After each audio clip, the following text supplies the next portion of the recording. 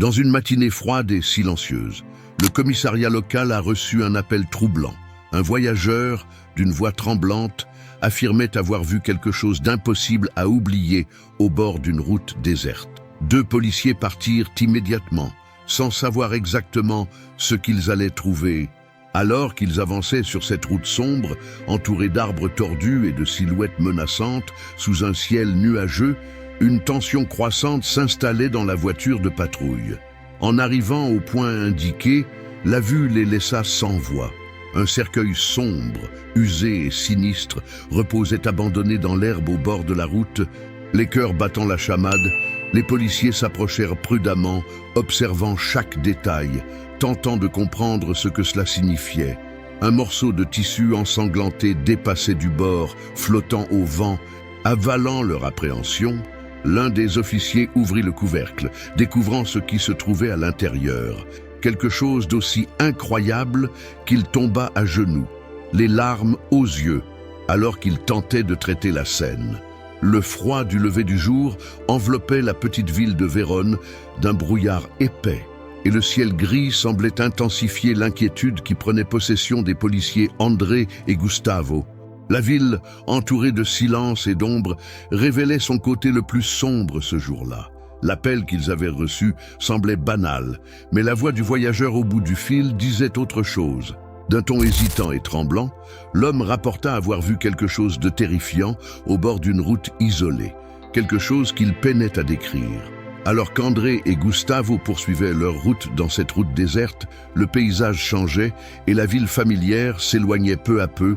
La végétation devenait plus dense, comme si les arbres, hauts et tordus, surveillaient leur passage. Un air glacial et humide envahissait l'environnement, entrant par la fente de la fenêtre, tandis que l'asphalte rétrécissait et que les ombres des arbres se projetaient de manière menaçante. Sur la voiture de patrouille, la tension était presque palpable. Les deux, bien que habitués au service de police, échangèrent des regards silencieux et inquiets, sentant qu'ils étaient sur le point d'être témoins de quelque chose de plus qu'ordinaire. Au loin, le brouillard semblait danser sur la route, déformant la vision et créant une atmosphère chargée de mystère et d'attente. En arrivant sur les lieux indiqués, les policiers furent pris par une vision presque surréaliste. Au bord de la route déserte, un cercueil sombre et visiblement détérioré reposait, incliné sur les broussailles, avec du bois usé et éclaté par le temps. La scène était étrange et troublante, quelque chose qui ressemblait davantage à un cauchemar ou à un film d'horreur. André et Gustavo échangèrent un regard de surprise et d'appréhension, tous deux sentant qu'il y avait quelque chose de profondément dérangeant dans cette image. La route environnante était vide et silencieuse, et le vent sifflait entre les arbres, comme si la nature elle-même gardait ses distances avec cet endroit. « Est-ce une mauvaise blague ?» murmura André, essayant sans succès d'alléger la tension croissante. Mais en s'approchant, ils réalisèrent que la situation était bien plus grave. Sur le bord du cercueil, un morceau de tissu taché de sang sec dépassait, flottant doucement avec la brise. La couleur sombre du tissu se détachait sur le bois vieilli, créant un contraste inquiétant qui amplifiait l'atmosphère d'horreur et d'urgence. L'odeur lourde de l'air semblait maintenant plus nette, se mêlant au froid et au mystère de cette matinée. Avec des mains tremblantes et des cœurs battant la chamade, les policiers, ressentant de plus en plus le poids du moment, ouvrirent prudemment le couvercle du cercueil. Ce qu'ils trouvèrent à l'intérieur fit arrêter le monde qui les entourait. Leurs yeux s'écarquillèrent et l'horreur gravée sur leur visage reflétait ce qu'ils voyaient. Pour comprendre l'impact dévastateur de cette découverte sur Gustavo, il faut connaître son histoire, de lutte et de perte. Il et sa femme, depuis le début de leur mariage, rêvaient de fonder une famille, et chaque espace de leur maison avait été pensé pour l'enfant qu'ils espéraient avoir. Cependant, après des années de tentatives infructueuses, un diagnostic dévastateur les a frappés. Gustavo était infertile. Cette nouvelle a profondément abattu le couple, et tous deux ont traversé une longue période de douleur et de résignation. Malgré cela, le désir d'être parents était si fort que, après beaucoup de réflexion et de force, ils ont décidé d'essayer l'adoption. Lorsque l'attente est devenue insupportable et que la bureaucratie de l'adoption semblait interminable, Gustavo et sa femme ont décidé de chercher la fécondation in vitro, les consultations médicales, les espoirs renouvelés à chaque examen, le soulagement avec les bonnes nouvelles initiales. Tout indiquait qu'ils étaient enfin proches de réaliser leur désir tant rêvé d'avoir un enfant. Ils ont préparé une petite chambre avec chaque détail choisi avec amour, chaque petit objet représentant une promesse de bonheur. Mais, dans un coup cruel du destin, sa femme a contracté une infection qui a mis fin à cet espoir. La grossesse s'est tragiquement terminée et le bébé qu'ils aimaient déjà et attendaient s'est volatilisé. Gustavo, qui auparavant affrontait le monde avec optimisme, se retrouvait maintenant prisonnier de jours de tristesse profonde. Un sentiment de vide envahissant tout autour de lui, la perte a été si cruelle qu'il s'est senti perdu, implorant silencieusement un miracle qui lui redonne la joie de vivre. Pendant ce temps, dans un autre coin de la ville, Luciana, une jeune femme de seulement 19 ans, affrontait son propre calvaire. Enceinte, elle était piégée dans un mariage avec un homme violent et possessif, vivant dans un état de terreur et d'isolement constant. Jour après jour, elle supportait les menaces de son mari, craignant pour le bien-être de son bébé, dont l'arrivée se rapprochait.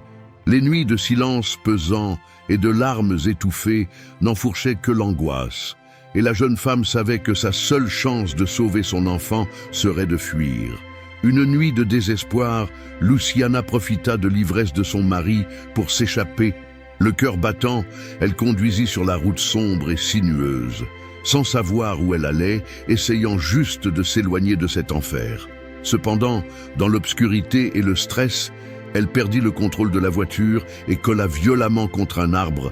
L'impact fut brutal et Luciana resta inconsciente pendant plusieurs minutes. Lorsqu'elle retrouva ses esprits, elle réalisa qu'elle était gravement blessée et en train d'accoucher.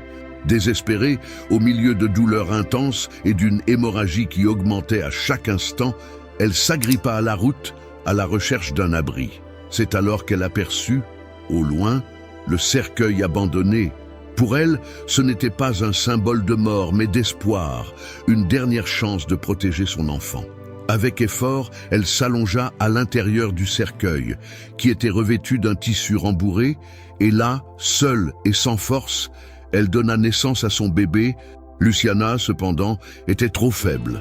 En tenant son enfant dans ses bras et en essayant de le réchauffer contre le froid intense de la nuit, elle poussa son dernier souffle, partant en silence, laissant le bébé dans un dernier acte d'amour.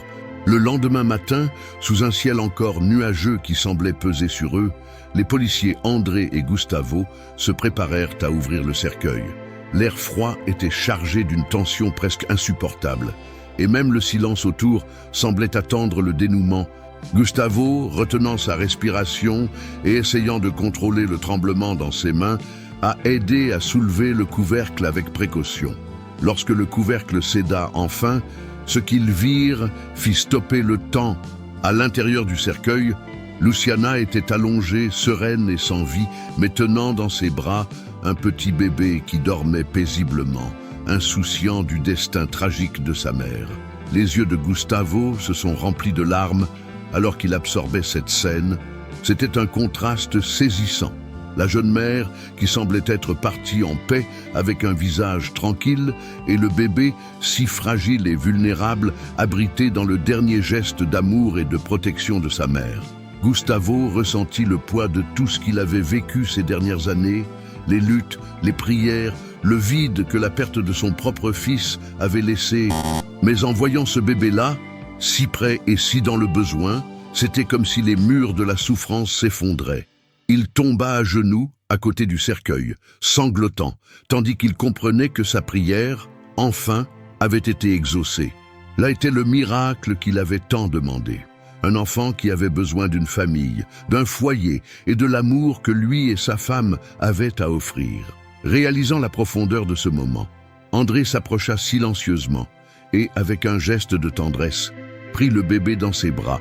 Le petit se blottit naturellement, les yeux fermés et l'expression sereine.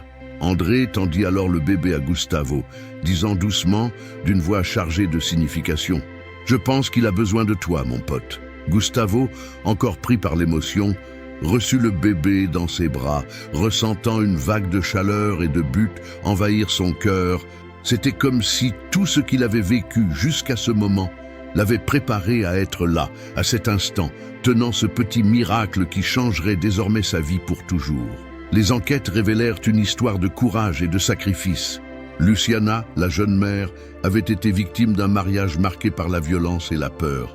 En découvrant qu'elle s'était échappée pour protéger son bébé, les policiers et la communauté ressentirent profondément le poids de son combat et du sacrifice qu'elle avait fait dans ces derniers moments. Pour Gustavo et sa femme, cette découverte renforça encore plus le désir de prendre soin du petit Luciano. Dans un acte d'amour et d'honneur à la mémoire de Luciana, ils décidèrent de l'adopter officiellement. Les démarches légales furent remplies d'émotions. Et, à la fin du processus, Gustavo et sa femme ramenèrent le bébé à la maison, lui donnant le nom de Luciano en hommage à sa mère biologique. La présence de l'enfant apporta une nouvelle vie au foyer auparavant silencieux. Chaque sourire, chaque premier pas et chaque mot de Luciano remplissait la maison de joie. Et chaque jour, Gustavo et sa femme ressentaient que leur rêve se réalisait enfin.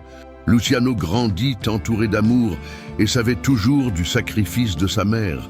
Quand il était petit, Gustavo racontait avec tendresse l'histoire de la lutte de sa mère pour le sauver. Et ensemble, ils visitaient la tombe de Luciana pour lui rendre hommage. Avec le temps, ces visites devinrent une tradition familiale, un moment de connexion et de gratitude, où Luciano comprenait l'héritage de sa mère et l'amour qui l'avait guidé jusqu'au dernier souffle. Pour Gustavo et sa femme, il n'était pas seulement un fils, mais le miracle qui apporta sens et renouveau à leur vie.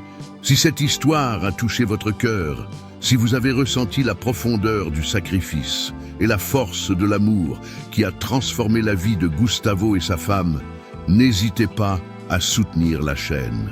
Laissez votre like et partagez pour que plus de personnes connaissent cette histoire émouvante et pour ne manquer aucune de nos prochaines narrations, pleines de leçons de courage, de dépassement et d'espoir, activez la cloche de notification. Ainsi, vous serez toujours avec nous, suivant des histoires qui réchauffent l'âme et nous rappellent le pouvoir de l'amour et de la résilience humaine.